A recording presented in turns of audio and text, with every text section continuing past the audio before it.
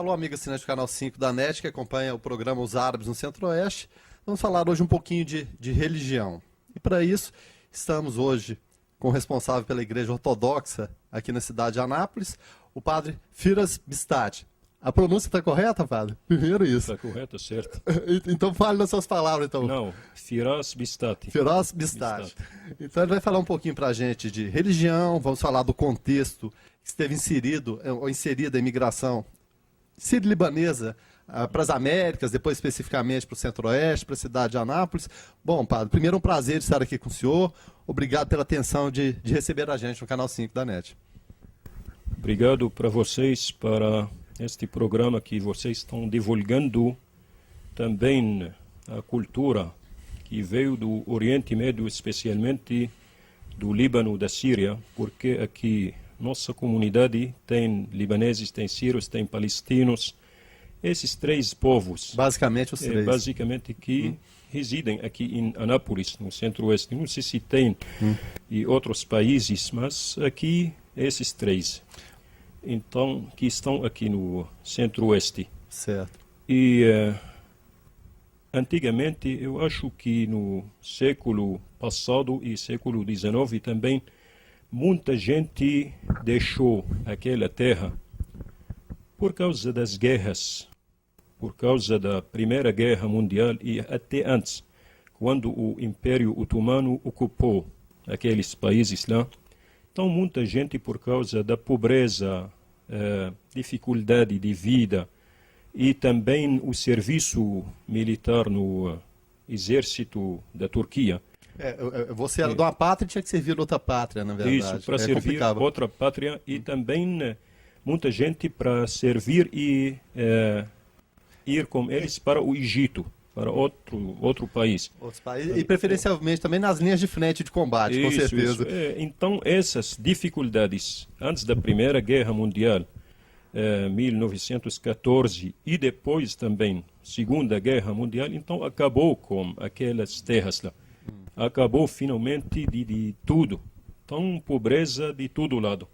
Então, muita gente colocou na cabeça, imaginou que a vida não está naqueles lugares, não. A gente tem que deixar, tem que pegar um navio para rumo ao mundo novo. Aonde o mundo novo? Aqui.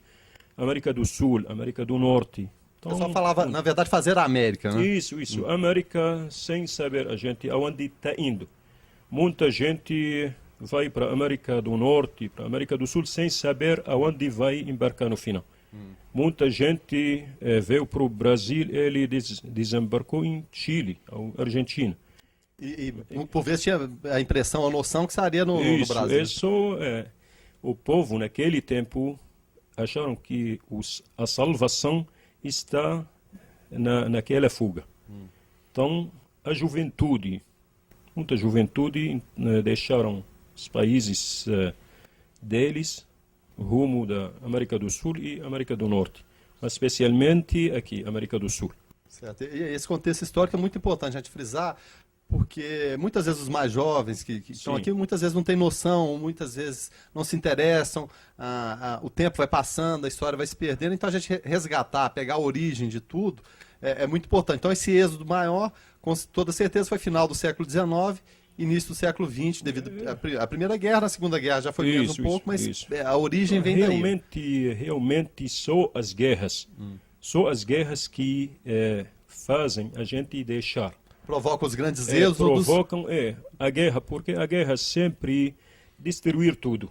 Planta fome, pobreza, atraso, essas coisas. Então, o ser humano tem na cabeça dele, na sua mente, as coisas boas, apesar do mal que nos cerca sempre, mas também tem coisa de bem. O ser humano procura, mesmo com dificuldades, com as trevas que é um momento de trevas, na verdade. Assim mesmo que acontece. Por isso, então, aquele povo chegou aqui cansado, mas também com força de construir um mundo novo. Porque eu fico imaginando o quanto deve ser doído Você está na sua pátria, você tem seus parentes, você tem pai, tem mãe, tem avós, Sim. enfim.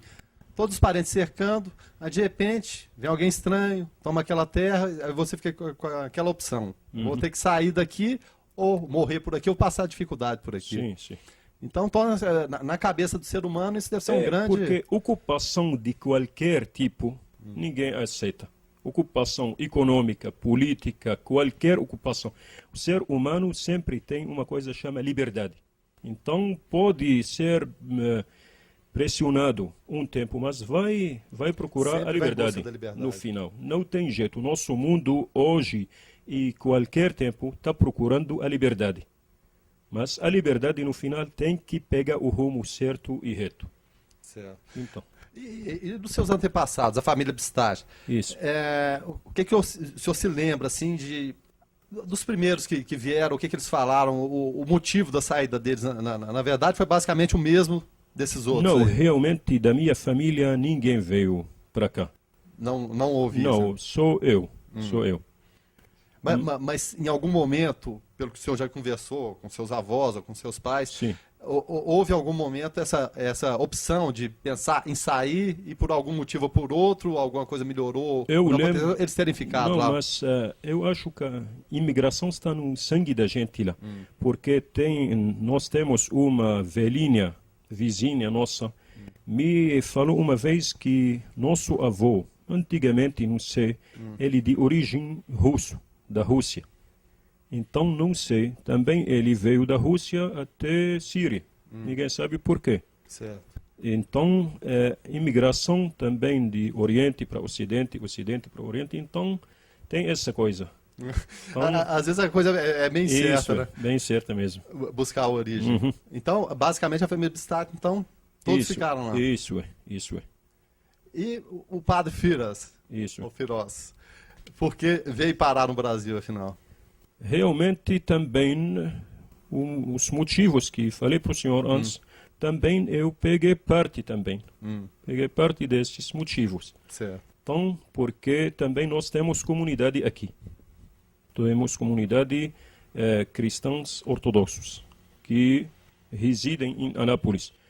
Quando precisavam um pároco para a igreja São Jorge aqui, então a escolha caiu lá em cima de mim. Mas, então, toda a formação do senhor foi feita lá? Foi feita no Líbano, foi também pouco tempo para a Grécia. Então, a escolha daqui, saiu daqui de Anápolis mesmo, porque tem meus conterrâneos aqui. Então, chegou a notícia para mim, achei que o caminho da viagem está aberto. E como o senhor se sentiu com esse chamado? Né? Porque, na verdade, é um chamado. Existe a opção de recusar ou não? Realmente não, porque o chamado não é só chamado humano, o chamado também divino, porque nosso plano só Deus quem faz no final. Ele falou, meu filho, vamos para lá, que Isso, lá é um lugar vamos bom, pra lá, abençoado. Então lá mesmo. E o senhor se sentiu dessa forma? Já tinha referências aqui do Brasil, pelo próprio estudo que o senhor faz, o senhor é uma pessoa culta, que fala vários idiomas, tem esse conhecimento naturalmente, mas uma coisa é a gente olhar nos livros, olhar na internet, no computador, como que é aquele país. Outra coisa é a prática do dia a dia. Sim. Em algum momento fica aquele receio da mudança, e o ser humano, como o senhor mesmo falou, qualquer mudança é complicado, né? Qualquer visita, às vezes, uma visita que não é esperada, não que ela seja indesejada, não é isso, Sim. mas às vezes cria situações constrangedoras. Então, em algum momento houve assim, puxa vida, como será que é lá? Teve esse momento de dúvida? De pensar que, será que é melhor do que aqui, será que é pior? Ou o simples chamamento divino, vamos colocar Não, quebra essa barreira? Antigamente eu estava conversando com um velhinho que veio daquele país para cá. Ele falou pro pai dele, me joga no mar, vou ver. Ou eu vou ter sucesso, ou vou ter fracasso. Então a vida no final, é aventura. No final. A gente conta muitas coisas, calcula muitas coisas, mas no final a realidade que prova. É exatamente o que eu estava falando, porque não adianta nada imaginar. A prática não tem a nada a ver com a mesmo. imaginação. Isso é. Porque também outra coisa, cada um, se o senhor vai encontrar com uma pessoa que tem provas, que tem experiências, cada pessoa tem experiência diferente da outra. Então, cada um, ele quem faz a experiência. Muitas vezes a pessoa tem referência de um lugar, eu vou viajar para tal lugar. Uma pessoa fala, lugar é maravilhoso, você pode ir. Outro fala, não vai não, que é ruim. O fracasso de uma pessoa não significa fracasso da outra. O sucesso de uma não significa sucesso da outra. Cada um tem experiência pessoal, especial. Então, foi tranquilo. Isso. Vou para o Brasil? Vou. Vamos. Vamos. Assim. E o senhor já tinha quanto tempo de vida religiosa lá? Eu realmente, não, depois da ordenação, 40 dias eu vim para cá. 40 dias? Depois, desde 91. Foi 91. São quantos anos de estudo para se ordenar um padre? Eu estudei 5 anos no Líbano, fui para a Grécia, também fiquei quase 9 meses lá para estudar a língua grega e depois vim para cá. Tá, e a barreira do idioma? O senhor não tinha noção nenhuma de português, na verdade? Não. Nada. Nada. Nem de espanhol, que você assemelha um pouco? Só palavra água e guaraná no avião do Rio de Janeiro para Brasília. Essas aqui, primeiras palavras que aprendi. Imagina a situação do padre, né? Não morrer de sede, né? Água e guaraná. Não precisa. E como foi esse aprendizado da língua? A primeira barreira realmente é o idioma, né? Realmente, eu acho que a vida da gente toda é língua. Então, muitas vezes, a gente, quando não conhece língua de um país, começa a imaginar, começa a olhar as coisas diferentes. Mas quando começa a aprender a língua, tudo muda. Então, a língua como música também.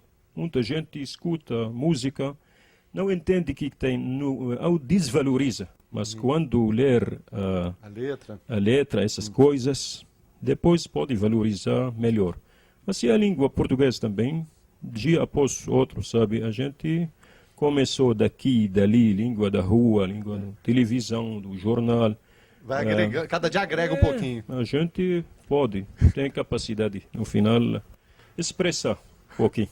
Estamos entrevistando hoje o padre Firoz Bistat, ele que é o responsável pela Igreja Ortodoxa aqui em Anápolis. No primeiro bloco a gente falou um pouquinho sobre história. Agora, depois até o Elias vai focalizar para a gente. Tem um quadro aqui da Mashta Hello. Mashta Hello, tá? Mashta Hello. Isso. Vamos falar um pouquinho da Mashta, padre? Porque todas as entrevistas que eu falo com os sírios... A Mashta realmente minha cidade natal. Então vamos falar um pouquinho. Onde eu nasci. Aquela cidade era aldeia. Uma aldeia de agricultura, sabe? Antigamente, muita gente trazia os rebanhos na estação de inverno para proteger da chuva, do frio, sabe? Por isso chama Mashta. Mashta é um lugar a gente passa o tempo do inverno. Porque faz neve e chuva. Mas tem alguma tradução para palavra? Isso, Mashta, essa aqui, Mashta. Ou gente fala que palavra aramaica, Mashto que significa uma terra abundante, terra cheia de água. Mas eu acho que o primeiro nome mais certo, lugar para proteção dos rebanhos, vacas, cabras, carneiros, essas coisas, sabe? Muita gente trazia para deixar 3, 4 meses quando tem frio, gelo. E Mashta al-Helu. Helu, palavra árabe, Helu significa bonito, lugar belo. Realmente uma cidade turística. Época de 60 puxou muita gente do interior da Síria para ficar 1 mês, 2 meses naquelas montanhas. Árvores, rios, fontes, sombra. Então, ela é situada num lugar bonito. E hoje é uma cidade famosa no nível da Síria toda. A quantidade de habitantes, o senhor tem ideia, mais ou menos? Eu acho que 3.500 habitantes, mas chega para 30.000, 40.000, depende das pessoas que visitam. Né? Chega até 50.000. Frequentando a cidade. Hoje tem só construção. Certo. Está indo verticalmente mesmo. E o que o senhor acha disso? É um passo natural ou descaracteriza muito o local? essas construções. Lá em Meca, por exemplo, a gente citar o exemplo, estão fazendo complexos turísticos lá agora. Isso é. Prédios. Qual a opinião do senhor, como, não vou falar nem como padre, mas como um cidadão comum Sim. a respeito disso? É normal? Eu acho normal porque o lugar lá, um lugar muito bom para o turismo. Turismo, muita gente antigamente visitava, morava, mas não tinha aquela infraestrutura. Hoje tem tudo. Hoje tem hotéis, tem piscinas, tem restaurantes, tem todas essas coisas que servem o hóspede. Para acolher bem o visitante. E vem muita gente fora. O fora que eu digo é que não seja do mundo árabe, que não seja sírio, que não seja libanês. Do Golfe, Arábia Saudita, do Dubai, Abu Dhabi, Emirados, todos os Emirados, até Qatar. Muita gente vem para visitar, para ficar certo tempo. Um mês ou 15 dias. Alguns fixam residência, inclusive gostam tanto e ficam por lá? Tem pessoas que têm poder financeiro que podem ter uma casa de veraneio, alguma coisa apartamento. Assim. Mas no tempo do inverno, quando tem frio, a gente foge. Foge? Porque o frio... A diferença é muito grande, então, da mas até hoje também o clima já mudou. Antigamente tinha mais frio, mais gelo. Nesse tempo, o clima já mudou totalmente. E como que é a região que cerca? Ela tem deserto, tem água? Masta está no lugar de montanhas.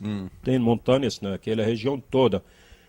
Perto do mar, 1 hora de carro, a gente chega para o mar. Mas fica perto do Golã também, ou não? Não, o Golã está no sul da Síria, do lado de Israel. Certo. Lugar ocupado de Israel. Ocupado por Israel. Não, mas lá longe.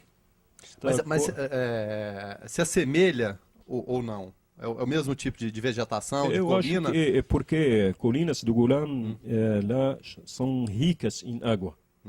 Então também na nossa região tem água lá. Tem água, tem rios, tem fontes. Mas hoje também a gente está tirando a água também do fundo da terra. Tem muita gente que está usando. A tecnologia está... Isso, melhor o lado inferior da Síria, mais para dentro lá. Lá só tem terra. Só terra. Então, a Masta, cidade antiga mesmo, e habitada mais de 500 anos.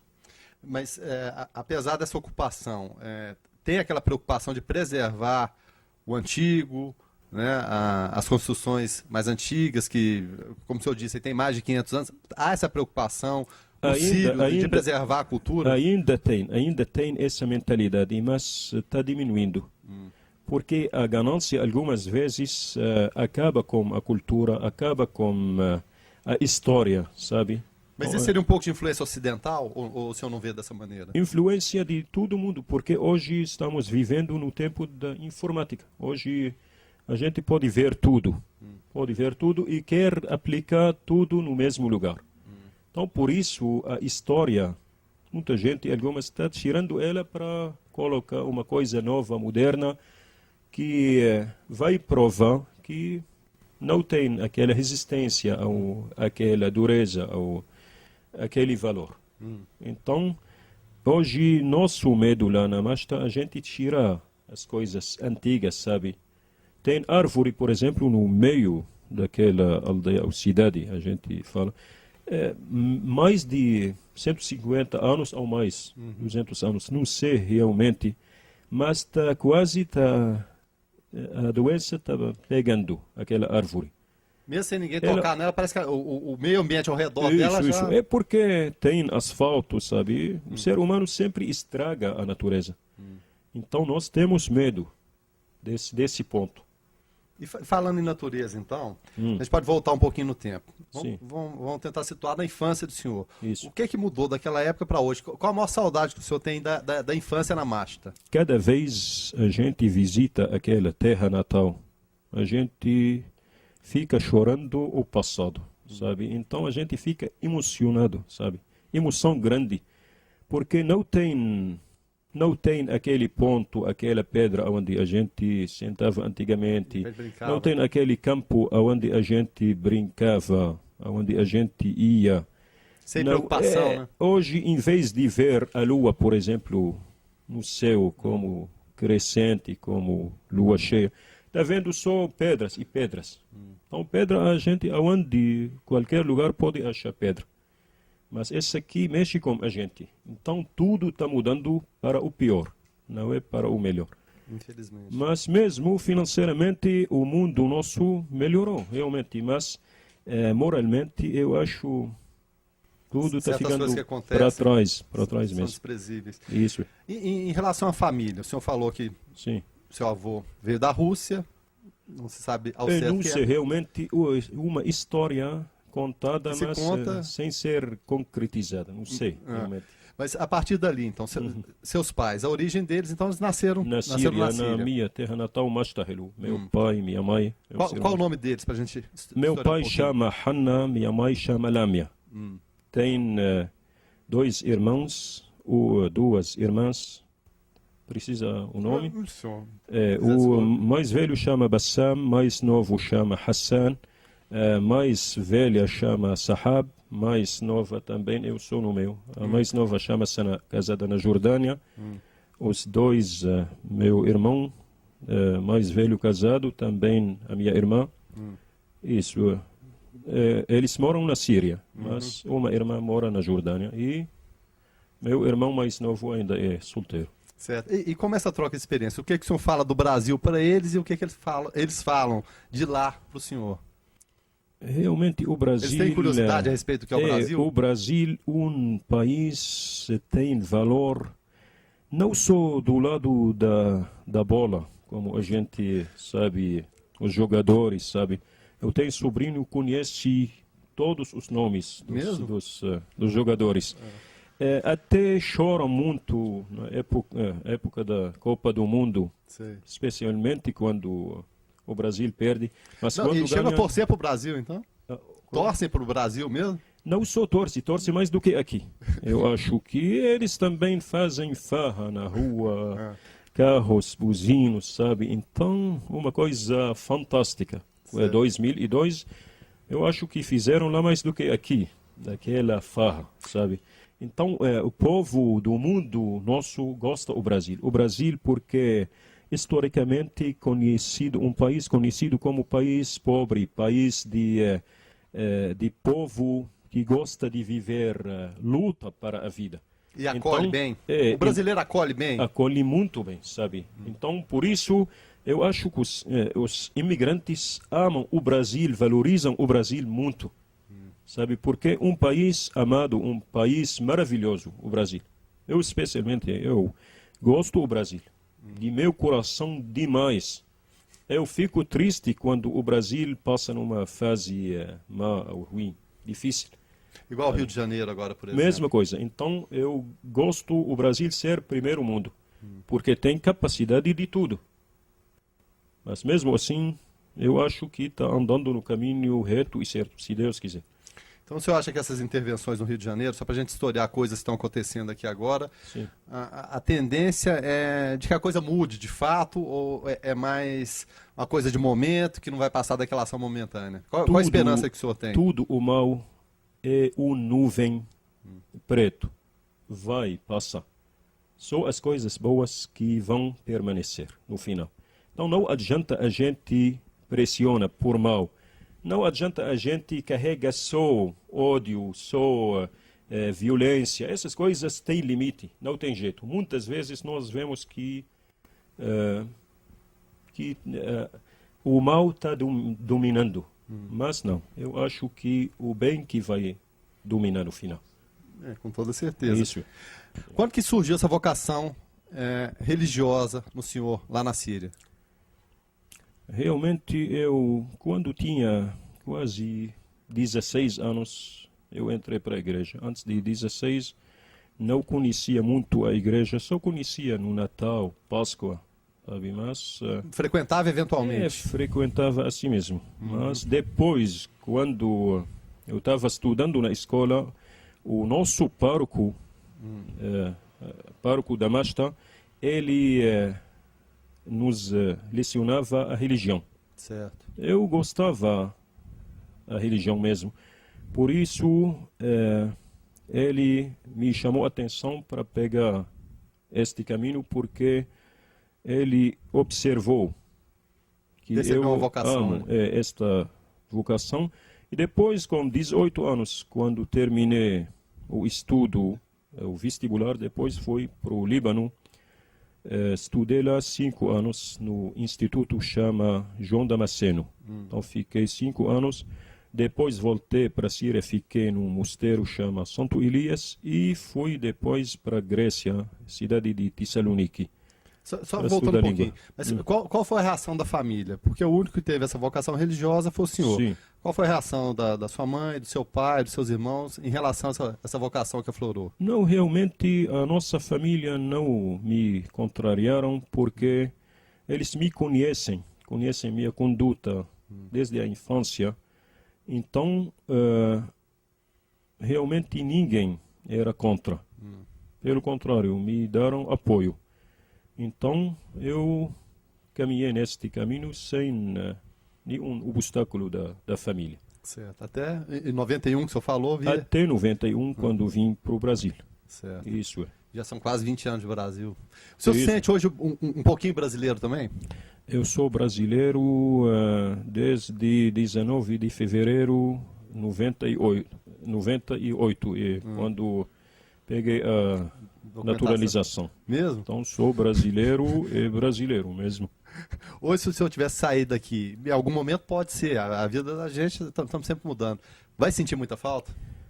E realmente já fui 6 vezes para a Síria, mas meu coração aqui mesmo. Mesmo? Mesmo, porque a gente pode provar estas coisas só fora do Brasil. Dentro do Brasil, normal, não tem problema, mas fora a gente sente falta mesmo. Sente, né? Isso é. País abençoado. Isso é. A gente estava falando dos bastidores aqui, estava um bate-papo. Padre, eu, Elias, a gente questionando um pouquinho de religião. Vamos um pouquinho da origem para a gente situar a igreja ortodoxa. Como o senhor estava falando, eram 5 igrejas. A romana, a de Alexandria, da Antioquia, a de Jerusalém e Constantinopla. Isso. As 5 caminhavam juntas. Isso, caminhavam juntas até quase o século X, sabe? Quando aconteceu a cisma. Mas também aconteceu cisma no mundo oriental, que é mundo cristão oriental. Aconteceu também cisma por causa da língua. Língua siriana com língua grega, copta também, e armênia. Essas igrejas têm diferença só por língua, mas por dogmas, doutrina, mesma coisa. No século XI, 1054, aconteceu a pior coisa no mundo, eu acho. Foi a queda de Constantinopla. Isso, essa aqui, entre o mundo cristão oriental, o Império Bizantino, e Roma e o mundo ocidental. Que aconteceu cisma e dividiu realmente. O mundo cristão foi dividido. O Ocidente e o Oriente ficou bem clara a divisão. Isso, bem claro mesmo. Então, por isso, desde aquele tempo, então, tem muitas tentativas para a gente voltar para o primeiro tempo antes daquela cisma. Então, tem dificuldades demais. Bom, o Papa João Paulo II, ele teve essa aproximação. Isso é. E como que funcionou? Houve alguma evolução daquela época para cá ou não? Ou continua mais ou menos como parou em 1054? E parou, eu acho, parou. E até hoje o Papa João Paulo II e também o Papa Benedictus XVI, atual, estão tentando. Então, a Igreja Católica está tentando, a Igreja Ortodoxa também no mundo oriental está tentando. Sabe, tem dificuldades, mas eu acho que as dificuldades não é nada no final. A gente tem que tentar, se não da hoje amanhã, se não é amanhã depois da manhã. Então, o tempo está no nosso frente, mas a gente tem que pensar naquela unidade, porque o manto do Cristo já foi dividido naquela divisão. Então, uma grande, ao terrível aquele que aconteceu desde aquele tempo. Por isso, eu acho que nós estamos vivendo num mundo difícil hoje, por esse motivo. Por essa cisma, né? Cisma mesmo, isso. E o cisma pode ser das duas formas, né? Cisma de separação e de repente cisma de algum detalhe aqui, algum detalhe lá. Pode ser, mas cisma. Algumas vezes tem riqueza, mas algumas vezes também tem inimizade, tem desentendimento. É o que as pessoas mais falam, eu cismei com a pessoa ali, eu não gosto mais dela. Isso. Então. Eu acho que a cisma que leva para inimizade, que leva para ódio, rancor, essa cisma deve ser anulada. A gente tem que tentar para afastá-la, para tirá-la mesmo. Certo. E quais são as diferenças básicas, e para o amigo assinante que não conhece, dos ritos da Igreja Ortodoxa e da Igreja Católica? Se bem que a gente até, voltando até nos bastidores aqui, eu perguntava para o padre a questão do Igreja Católica Apostólica Ortodoxa. É correto falar. Isso. Apesar de estar católica e ortodoxa na mesma denominação. Primeira coisa, a palavra católica, uma palavra grega, katholiki, que significa universal. A igreja tem que ser universal. Pode ser oriental, pode ser ocidental, porque Jesus mandou os discípulos para evangelizar o mundo inteiro. Não é para Galileia ou para Samaritana, não, para o mundo inteiro. Então, neste entendimento, a igreja toda tem que ser católica, tem que ser universal, no entendimento certo. Então, nossa igreja ortodoxa é também católica, nesse entendimento, e também apostólica, porque é fundada de apóstolo Pedro e Paulo, especialmente em nossa igreja antioquina. Nós somos antioquinos. Nossa sede está em Antioquia, que está ocupada da Turquia desde 39. E tem outras igrejas em Jerusalém, em Alexandria e Constantinopla. Essas igrejas também são apostólicas, fundadas de apóstolos, como Roma também, fundada de Pedro. Então, antigamente, essas igrejas no mundo cristão formaram uma igreja só, até o 1054.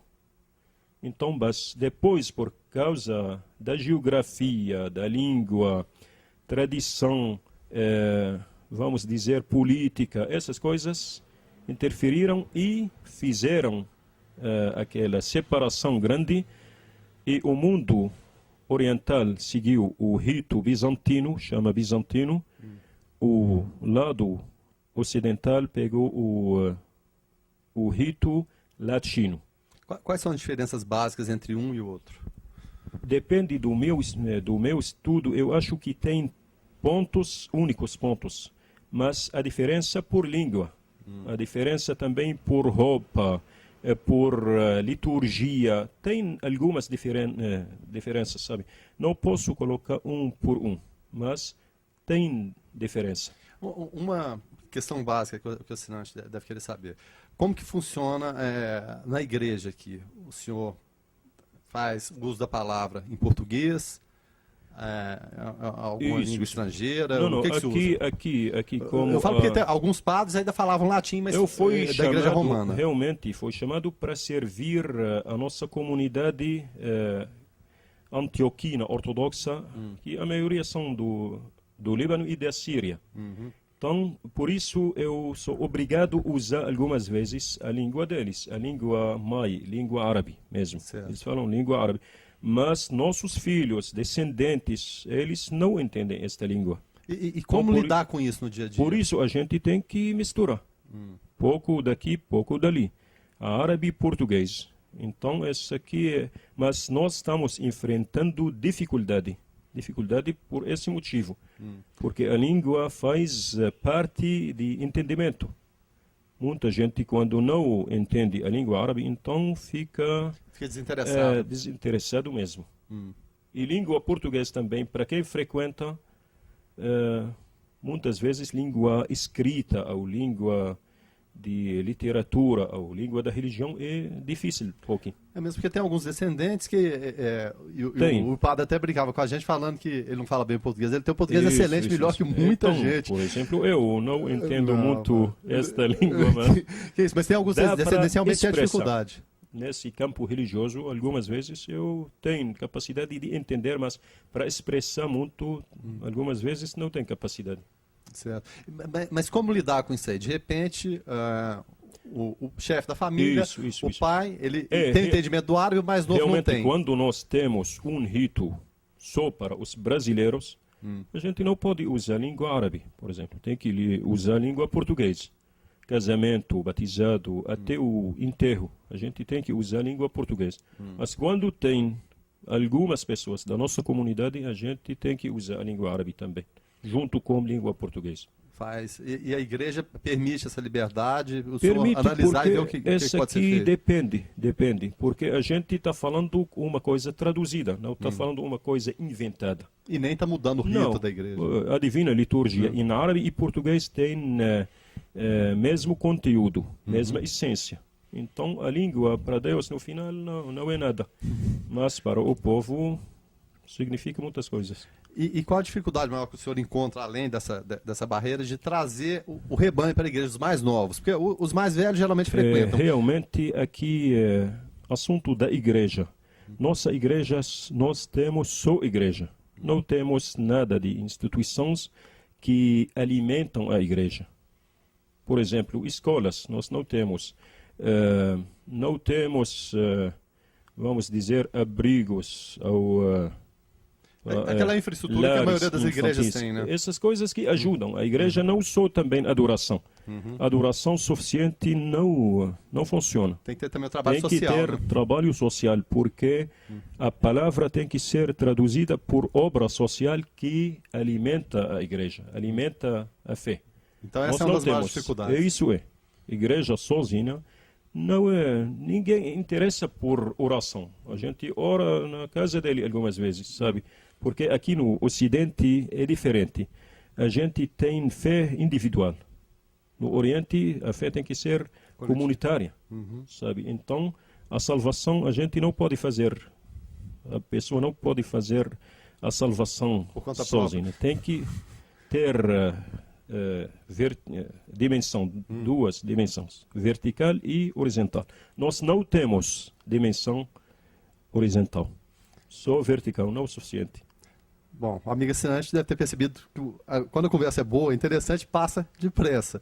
Então. Quando eu cheguei aqui, falei para o padre, seriam 3 blocos. Ele, mas será que eu vou dar conta? Será que eu vou dar conta de transmitir? Isso aí passa, a gente nem percebe. Os intervalos aqui foram muito bem servidos. Qual o nome das nossas assistentes aqui? Aqui nós temos Dominga e Mônica. Então, isso, que vão assistir. O momento descontraído aqui. Mulher nunca acha que está suficientemente bonita para aparecer na televisão. Então, homem não tem problema. Vão aparecer. Tá certo. Padre, foi um prazer conversar com o senhor. Isso. Quais são os horários missa? Das missas? Aqui nós realmente temos missas em todo domingo às 10 horas. A nossa missa entre 1h30, mais ou menos, entre 1h30 ou 1h15, depende. Bem semelhante com a católica, né? Isso é, isso é. Então o senhor faça um chamamento para quem quiser conhecer. Então, esse aqui, muita gente em Anápolis conhece nossa igreja, ou por casamento, ou por batismo, mas não é suficiente a gente casar na igreja ou fazer batismo também aqui sem frequentar, para não virar só banho, então. Ao acordo religioso no casamento. Isso é. Então, todo mundo é convidado, as portas são abertas para todo mundo sem distinção, mas também com frequência, com capacidade de a gente entender o que significa a palavra de Deus para vivê-la. Bom, com a mensagem dessa, eu não preciso nem falar mais nada, né? Qualquer coisa que eu fale aqui vai ficar redundante. Mas o certo é que falamos hoje um pouquinho de religião. A gente poderia estender a conversa por mais algumas horas, eu tenho certeza. Uma pessoa culta como o Padre Filas é realmente muito interessante de falar, de aprender sempre um pouquinho mais.